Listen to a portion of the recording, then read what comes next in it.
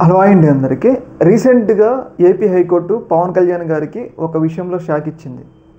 ఏ విషయంలోనంటే మనందరికీ తెలుసు, గతంలో జగన్మోహన్ రెడ్డి అధికారంలో ఉన్నప్పుడు వాలంటీర్ల వ్యవస్థను అయితే ప్రవేశపెట్టారు.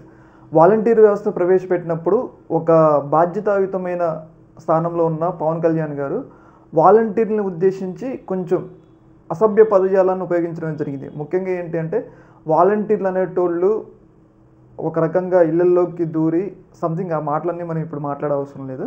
వాలంటీర్లు ఒక రకంగా తప్పుడు కార్యక్రమాలు చేస్తున్నారు, అలాగే వాలంటీర్లు హ్యూమన్ ట్రాఫికింగ్కి పాల్పడుతున్నారు అని చెప్పేసి వాలంటీర్ల వ్యవస్థ మీద గతంలో ఆయన అనుచిత వ్యాఖ్యలు చేశారు. అంటే ఒక బాధ్యతాయుతమైన వ్యక్తి అక్కడ ఏం జరిగిందో లేకుండా రకరకాల తప్పులు, 33,000 మంది అమ్మాయిలు ట్రాఫికింగ్ గురయ్యారు, అలాగే వాలంటీర్లు వల్ల ఇదంతా జరిగిందని చెప్పేసి ఆయన వాలంటీర్ని రకరకాలుగా అప్పట్లో మాట్లాడటం జరిగింది.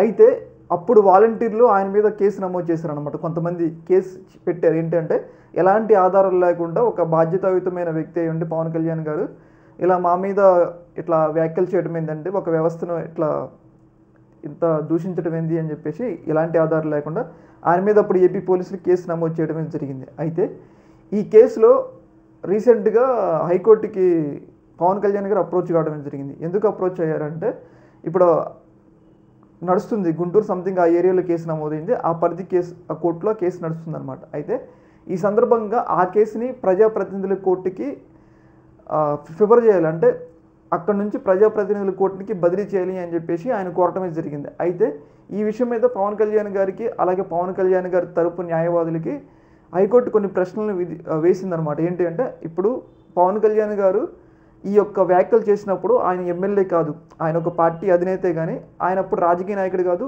ప్రజాప్రతినిధి కాదు, రిప్రజెంటేటివ్ కాదు. మరి అప్పుడు జరిగిన ఆ అంశాన్ని ఇప్పుడు ఎలా మీరు ప్రజాప్రతినిధుల కోర్టుకి ఫివర్ చేయాలి అని చెప్పేసి కోరుతున్నారు? ఇది అబ్సల్యూట్లీ తప్పు కదా అని చెప్పేసి హైకోర్టు అయితే ఒక రకంగా పవన్ కళ్యాణ్ గారికి, అలాగే పవన్ కళ్యాణ్ గారి తరపు న్యాయవాదులకి షాక్ ఇచ్చింది. అయితే దీని మీద పూర్తి వివరాలు ఇద్దరూ కూడా కౌంటర్ వేయాలి. అటు పవన్ కళ్యాణ్ గారి తరపు న్యాయవాది, అలాగే పవన్ కళ్యాణ్ గారికి వ్యతిరేకంగా వాదిస్తున్న న్యాయవాదులు ఉన్నారు కదా, వాలంటీర్ల తరపున న్యాయవాదులు ఉన్నారు కదా, వాళ్ళిద్దరినీ కూడా ఫర్దర్గా ఈ కేసులో మీ యొక్క అభిప్రాయాలు చెప్పండి అని చెప్పేసి వాదనలు వింటామని చెప్పేసి హైకోర్టు అయితే పేర్కొనడం జరిగింది. ఫర్దర్గా మరి ఈ కేసులో ఒక రకంగా ఇప్పటివరకు అయితే పవన్ కళ్యాణ్ గారికి షాక్ ఇచ్చినట్టు మనం చెప్పుకోవాలి. మరి ఫర్దర్గా ఎటు వెళ్తుంది ఈ కేసు, మరి కోర్టు ఏం తీర్పు చెప్తుందని మనం చూడాలి. ఏదేమైనా కానీ ఈ యొక్క ఇష్యూలో పవన్ కళ్యాణ్ గారు అప్పుడు ప్రజాప్రతినిధి కాదు కాబట్టి హైకోర్టు ఒక రకంగా ఆయనకి ప్రజాప్రతినిధుల కోర్టుకి ఫివర్ చేయదని మనం చెప్పుకోవాలి. ఇక్కడ ఏంటంటే, ప్రజాప్రతినిధుల కోర్టుకి ఫివర్ చేస్తే ఏంటంటే కేసు అనేది కొంచెం తొందరగా ముందుకు వెళ్ళడానికి అవకాశం ఉంటుంది.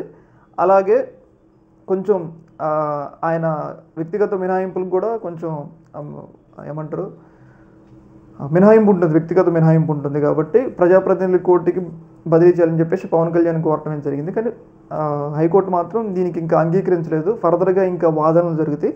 వాదన జరిగిన తర్వాత కోర్టు ఏం చెప్తుంది అనేది మనం చూడాలన్నమాట. ఈ యొక్క ఇష్యూలో మీ యొక్క అభిప్రాయాన్ని కింద కామెంట్లు తెలియజేయండి. Okay madam.